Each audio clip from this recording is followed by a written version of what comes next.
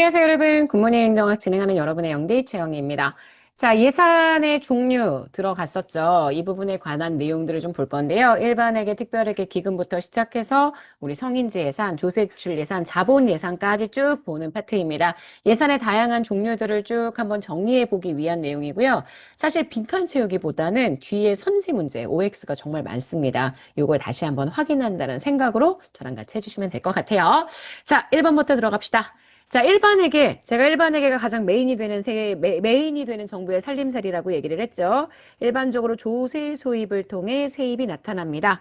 국가의 가장 일반적이고 전형적인 세출을 감당하는 거기 때문에 사실 여기다 일반적이라고 써도 되고 전형적이라고 써도 되고 그냥 일반회계가 그냥 가게라고 얘기한다면 집안이라고 한다면 집안의 가장 기본 살림살이라고 얘기를 했고 이거 말고 별도로 장부를 구성해서 특별한 사업을 진행하고자 한다. 그러면 그때 나타나게 되는 특별한 살림살이가 바로 특별회계에 해당합니다. 중앙정부의 특별회계는 아시겠지만 기업특별회계와 기타특별회계, 지방정부의 특별회계도 비슷하죠. 그래서 공기업, 지방공기업이라고 표현하거든요. 지방공기업 특별회계, 기타특별회계, 그리고 지방정부의 특이한 특징이 뭐라고 했느냐? 교육비에 대한 특별회계를 따로 운영하기 때문에 교육비 특별회계 이렇게 들어가게 됩니다.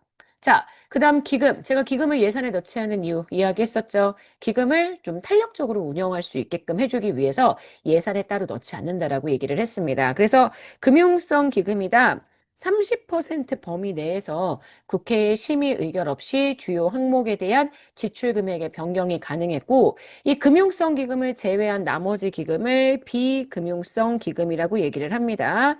비금융성 기금에는 사업성 기금도 있고요. 개정성 기금도 있고 제가 수업 시간에 열심히 이야기했던 사회보장성 기금도 있었습니다. 이런 기금은 20% 범위 내에서 주요 항목에 대한 지출 변경이 가능한데 그 지출 변경이 가능한 게 어디에 대해서 가능하냐? 제가 예산안과 똑같은 과정으로 이렇게 들어간다고 했죠. 물론 기금 운용 계획안에 대한 얘기는 다음 시간 예산 과정에 들어가서 더 자세하게 얘기를 하겠지만 일단 모든 기금에 대해서 회계연도 개시 120일 전까지 국회에 기금 운용 계획안 제출하고 국회는 회계연도 개시 30일 전까지 빈칸이 별게 없어요. 똑같은 빈칸입니다. 기금 운용 계획안. 요거에 대한 심의 의결이 일어난다. 이렇게 말씀해 주셨습니다. 자, 그다음 시기에 따른 예산도 이야기를 했죠. 자, 예산이 국회에 확정되기 이전에 생긴 사유로 인한 변화다. 요게 우리가 얘기하는 수정 예산을 제출할 수 있는 사유가 되고요. 예산이 국회에서 확정되고 난 다음에 생긴 사유로 변화가 발생하게 되면 이거는 추가 경정 예산. 으로 처리를 합니다. 그래서 추경은 제가 이 추가 경정 예산 편성할 수 있는 사유를 꼭 보시라고 말씀드렸습니다. 자, 8번입니다.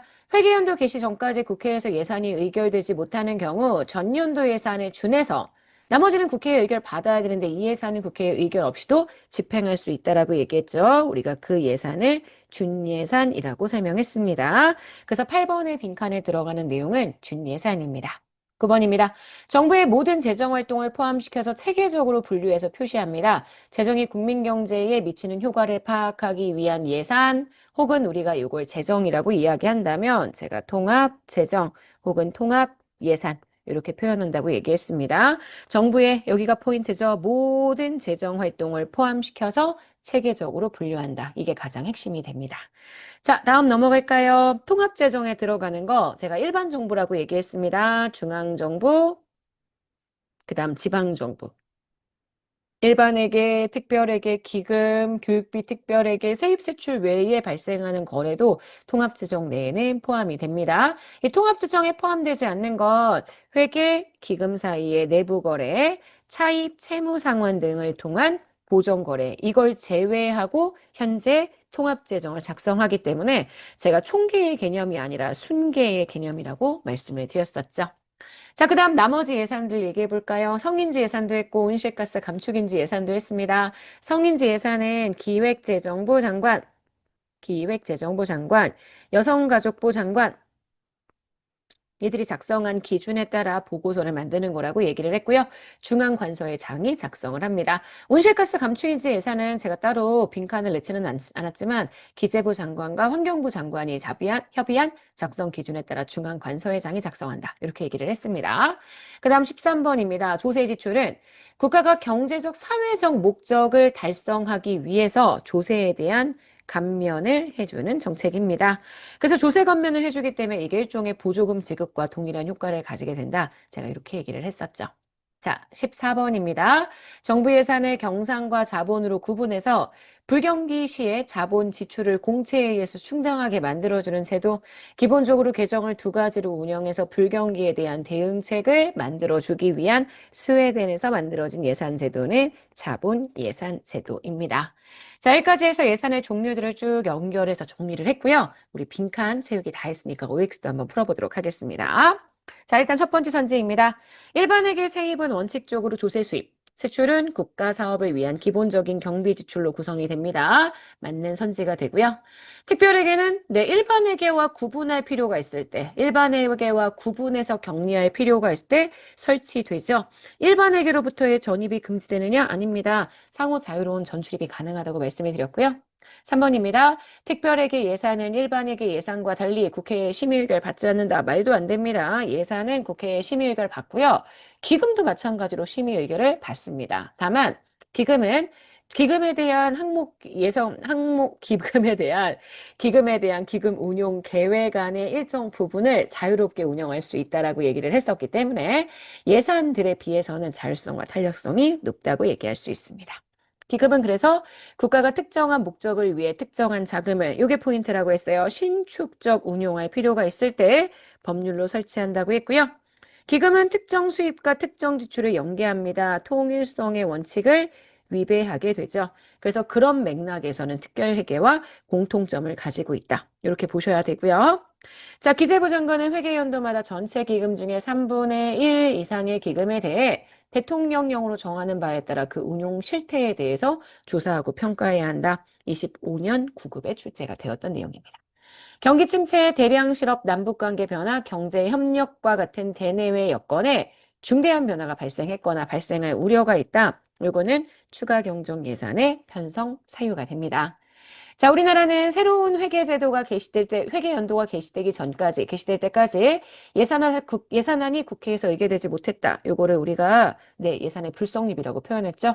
요걸 대비해서 준예산 제도를 시행하고 있고요. 맞습니다.